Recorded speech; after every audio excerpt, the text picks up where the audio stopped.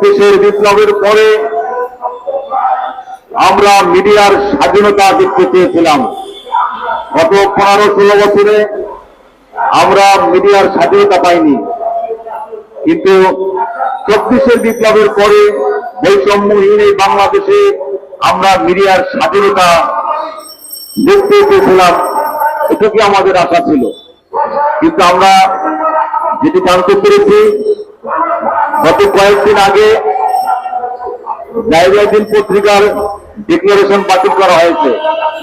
ছাপাখানা আইনে যেটুকু আমরা জানি, যদি ছাপাখানা পরিবর্তন হয় ডিসি অফিসকে ইনফর্ম করতে হয়, এরপর সেখান থেকে যদি তারা অনুমোদন দেয় তখন এই প্রিন্টার্স লাইন পরিবর্তন করা যায়। জায়গাদিন কর্তৃপক্ষ যথাযথ নিয়ম মেনে তারা ডিসি অফিসকে ইনফর্ম করেছিল,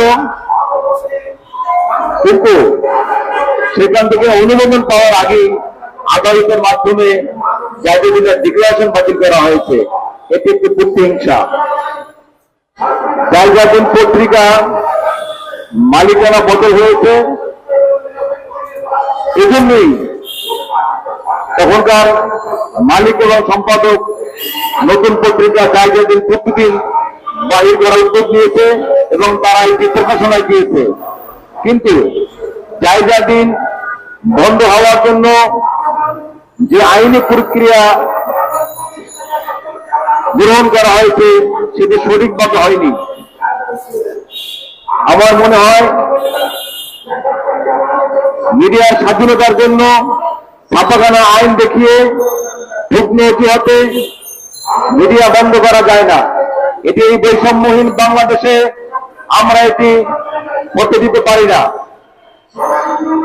আমরা এটা আজকেও দেখলাম যে এই জায়গাদিনের আরেকটি অংশ ওই পাশে দেনা পাওনার জন্য তারা রাস্তায় দাঁড়িয়েছে, কিন্তু পত্রিকা ডিক্লারেশন বাতিলের ব্যাপারে তাদের কোনো বক্তব্য নেই।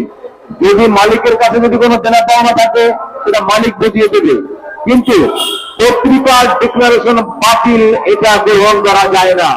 এটা কোনোভাবেই সম্মুখীন হয়নি। আমি এর তীব্র নিন্দা জানাই। আমরা আর কোনোদিন এর পরে পত্রিকা ডিক্লারেশনের জন্য সংবাদকর্মীরা, সংবাদ শ্রমিকরা, সাংবাদিকরা আবার রাস্তা দাঁড়াবে, এটি কোনোভাবেই এই বৈষম্যহীন বাংলাদেশে আমরা কাম্য করতে পারি না। আমরা চাই না আর কোনোদিন এই রাস্তায় দাঁড়িয়ে পত্রিকার ডিক্লারেশন বাতিলের জন্য কেন বাতিল করা হয়েছে তার প্রতিবাদ করার জন্য আমরা রাস্তা দাঁড়িয়ে চাই না। অতি দ্রুত আগামী 1 সপ্তাহের মধ্যে পত্রিকার স্বাভাবিক প্রকাশনা যাতে করে আবার চালু হয় সেই কামনা করছি। সবাইকে ধন্যবাদ।